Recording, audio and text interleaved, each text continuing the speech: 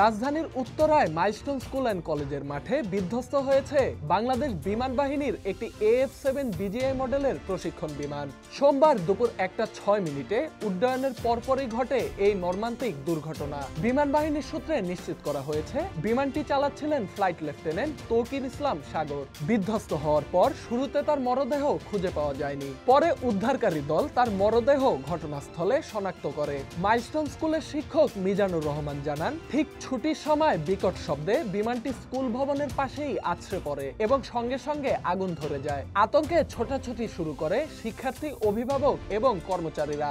এ সময় আগুনের তীব্রতায় আহত হয় একাধিক ব্যক্তি। ঘটনাস্থলে প্রাণ হারান অন্তত একজন শিক্ষার্থী। দুর্ঘটনার খবর পেয়ে ফায়ার সার্ভিসের 8টি ইউনিট দ্রুত ঘটনাস্থলে পৌঁছে আগুন নিয়ন্ত্রণে আনে। উদ্ধার কার্যক্রমে যোগ দেয় সেনাবাহিনীর সদস্যরাও। আহতদের হেলিকপ্টারে করে সম্মিলিত সামরিক হাসপাতালে নেওয়া হয়েছে। ঘটনার কারণ অনুসন্ধানে একটি উচ্চ পর্যায়ের তদন্ত কমিটি গঠন করেছে বাংলাদেশ বিমান বাহিনী। এদিকে ভয়াবহ এই দুর্ঘটনায় গভীর শোক ও দুঃখ প্রকাশ করেছে সংশ্লিষ্ট সকল মহল। Dhaka express news desk.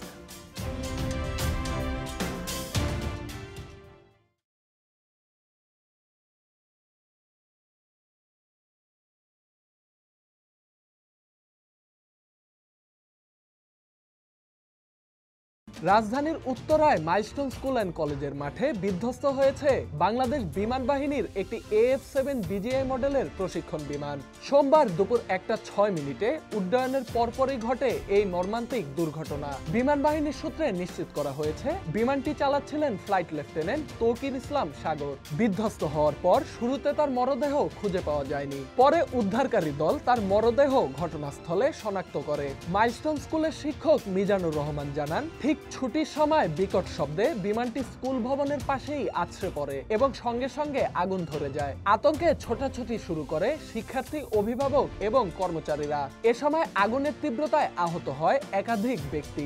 ঘটনাস্থলে প্রাণ হারান অন্তত একজন শিক্ষার্থী। দুর্ঘটনার খবর পেয়ে ফায়ার সার্ভিসের 8টি ইউনিট দ্রুত ঘটনাস্থলে পৌঁছে আগুন নিয়ন্ত্রণে আনে। উদ্ধার কার্যক্রমে যোগ দেয় সেনাবাহিনীর সদস্যরাও। আহতদের হেলিকপ্টারে করে সম্মিলিত সামরিক হাসপাতালে নেওয়া হয়েছে।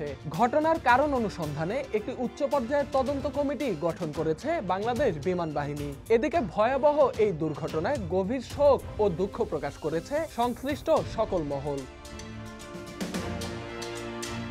Dhaka express news desk.